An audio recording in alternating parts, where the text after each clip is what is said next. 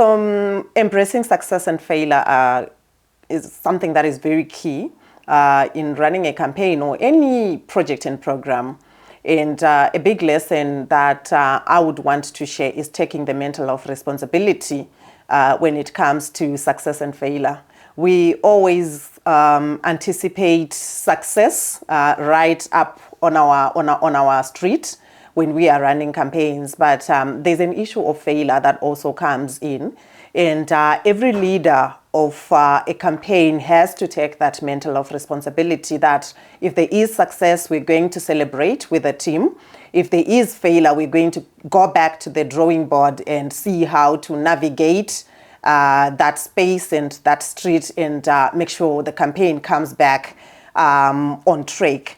And usually, you know, we have the success story written down. We have the speeches. We want to glow and bask in success, but sometimes that doesn't come our way as we would want.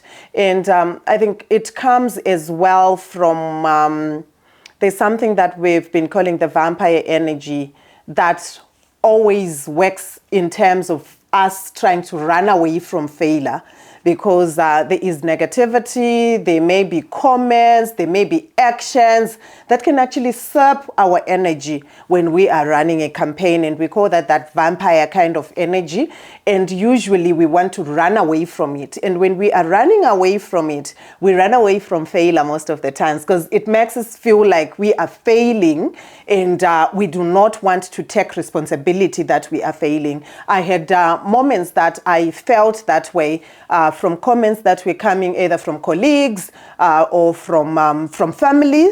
In some instances, it was also coming from the government, from the system, from the other side that we were trying to hold accountable. So you need to always be warding off the vampire energy, which sometimes make you run away from responsibility as a leader. So one of the things that we did as an agency, cognizant of the fact that we may fail one way or the other, was to ensure that when we come to a point where we fail on one element of the many elements that we're executing on the campaign, we would do that with the full knowledge that we were successful in a lot of other things. So what we did is to create our execution plan in very small manageable steps that we could tick off. And for us, ticking the steps off was not just a habit of process, but it was worth celebrating. I remember one of the first things as we ignited the campaign was to say, do we have buy-in from the artists who we want to do the introduction of the campaign through a rhythm that we're going to ride on. So having 10 artists to say, yes, we're on board and we'll do it, let's tick that and let's celebrate that. Do we have the 10 songs? Do we like them? Do they need to be refined? Are we happy with the product? Let's tick that. So what we did is we created a series of small steps that we could tick, and it was always in anticipation that we'd find consolation when we fail on something and say, listen guys, we failed on 2 out of 10 so far. I think we're doing good. But when you don't recognize and when you don't celebrate the small successes, because this is a marathon, it's going to be a constant pace for a while. So when you don't recognize the small steps, when you don't celebrate them, it's easy to get dejected and to switch off when you face failure. And the anticipation is always gone. It has to always be that we may actually face the biggest failure than the collective of our successes. But you know, the human mind works that way. If we've celebrated 10 times, even though the magnitude of the failure is big, we may be able to overcome it by just looking at what we've done before, just looking at the 9 ticks that we had and we failed on the 11th. And just because we can celebrate the small steps, the 9 small steps we've done before the big failure, it doesn't discount the failure, but it gives us the energy to look within ourselves and say, we can do this. Let's go back to the drawing board. Let's go back to our manual. Let's go back to our manifesto. Let's go back to our why. Why are we doing this? This is a step we did not anticipate. It has happened. What did we have in our bag of tricks as a plan B? One of the things that we had for the whole campaign, even we had an alternative campaign. that if we realized this was not going to work or this wasn't working, we could switch it off overnight. That would cost a lot of money, but that would make the campaign go ahead. So I think as you run any campaign, whether for CSO, for public, for politics, or for business even, you must anticipate that you may actually fail, and you may be successful. And maybe you should embrace the failure, go back to your steps, go back to your plan and fix it, or take the win and graciously celebrate. I think that's how we did it. When you are running a campaign, and I want to believe that the whole existence of humanity is about answering to questions, you need to make sure that you have the right questions to the right audience, and the questions also have to be sequenced accordingly in terms of how you're going to ask those questions. So the framing of your questions for your campaign is very important.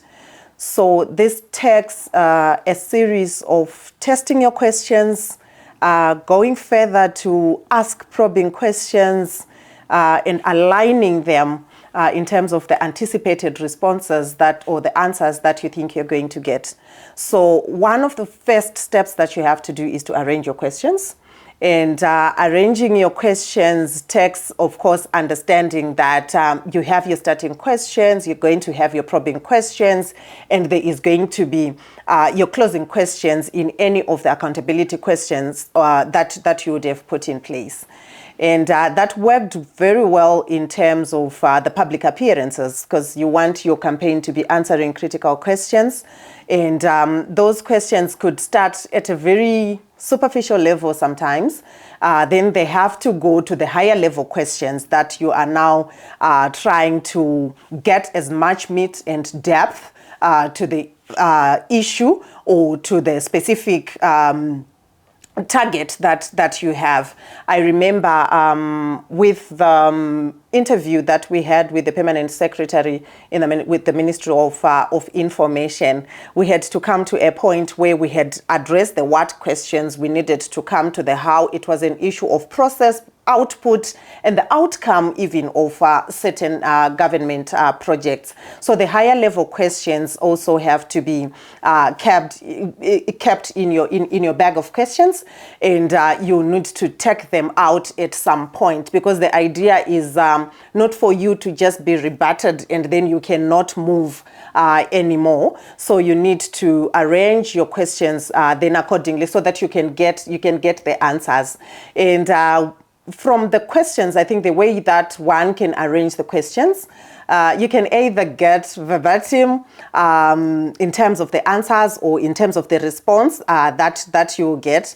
But there was also an issue as well of silence being part of either the responses and the answers. So you also have to know, when you're arranging your questions, when you begin to ask the higher level questions, that there are answers or there are responses that are going to come in silence. And the issue of response and answers was very key for us in this campaign, in the campaign that we ran. And there is a lesson that each and every one of us who runs campaigns or who intend to run a campaign has to learn in terms of differentiating responses and answers for any campaign.